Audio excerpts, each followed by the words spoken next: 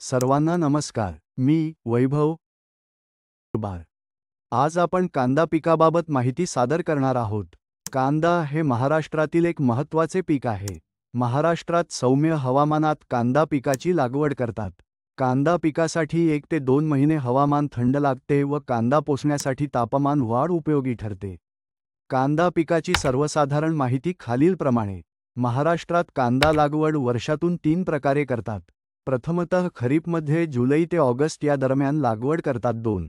रांगडा जे की सप्टेंबर ते ऑक्टोबर या महिन्यात लागवड करण्यात येते. तिसरी रब्बी किंवा उन्हाळी नोव्हेंबर ते डिसेंबर या महिन्यात लागवड करण्यात येते. बियाणे निवड. कांदा पिकासाठी बियाणे निवडताना कीड आणि रोगांना प्रतिकारक्षम, चांगले उत्पादन देणाऱ्या आणि चांगल्या प्रतीच्या वाणांची निवड करणे आवश्यक आहे.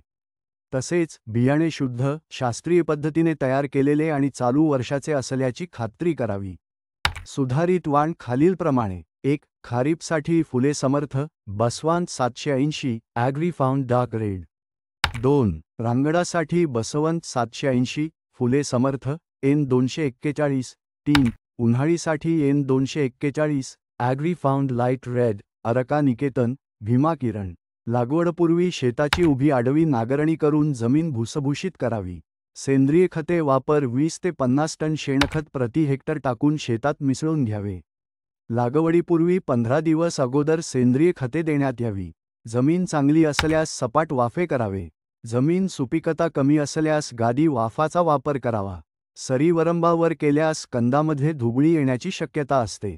ठिबकवर लागवड केल्यास पिकाची गुणवत्ता उत्पन्न चांगले मिळते. तसेच वॉटर सोल्युबल खते देण्यास मदत होते. तण नियंत्रण. 15 ते 20 दिवसाच्या अंतराने नियमित खुरपणी करावी.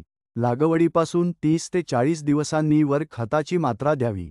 कांद्याचे अधिक उत्पन्न व तण नियंत्रणासाठी ऑक्सिफ्लोरोफेन 23.5% EC 0.88 सहस्रांश क्रियाशील घटक 7.5 मिली व क्युझोलोफॉप इथाईल 5% EC 0.2 की क्रियाशील घटक 10 मिली या तणनाशकाचा 10 लिटर पाण्यात लागवडीनंतर दिवसांनी फवारणी करून 45 दिवसांनी एक खुरपणी करावी. एकात्मिक अन्नद्रव्य व्यवस्थापन.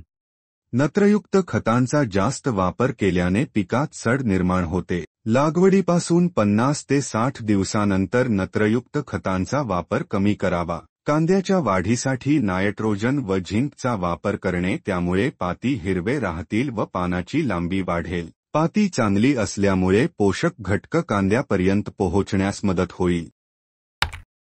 रब्बी हंगामाच्या कांदा लागवडीच्या 15 दिवस अगोदर गंधक हेक्टरी 40 किलो या प्रमाणात जिप्सम किंवा गंधकाच्या स्वरूपात मातीत मिसळून द्यावे. बेसल डोससाठी SSP 10-26-26 DAP वापर करण्यास हरकत नाही. पोटॅशियम MOP SOPचा वापर केला जाऊ शकतो. वॉटर सोल्युबल 050-0-052 वापर करावे. सल्फरमुळे पिकाची गुणवत्ता सुधारते. तिखटपणा पंजेन्सी येण्यास मदत होते.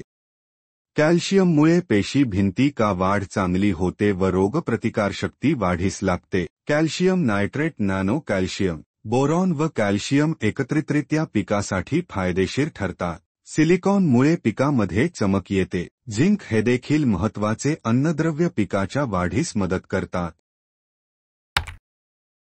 कीड व रोग. फुलकिडी, पिले व प्रौढ पाने पिकाच्या पाती खरवडतात आणि त्यातून रस शोषतात. त्यामुळे पानावर पांढरे चट्टे निर्माण होतात.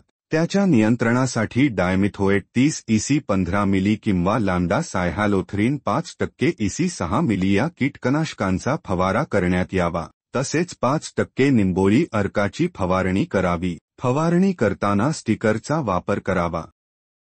करपारोग नियंत्रणासाठी डायथेन M45 30 EC किंवा टेबुकोनाझोल 0.1% हे बुरशीनाशक 10 ते 15 दिवसाच्या अंतराने फवारावे.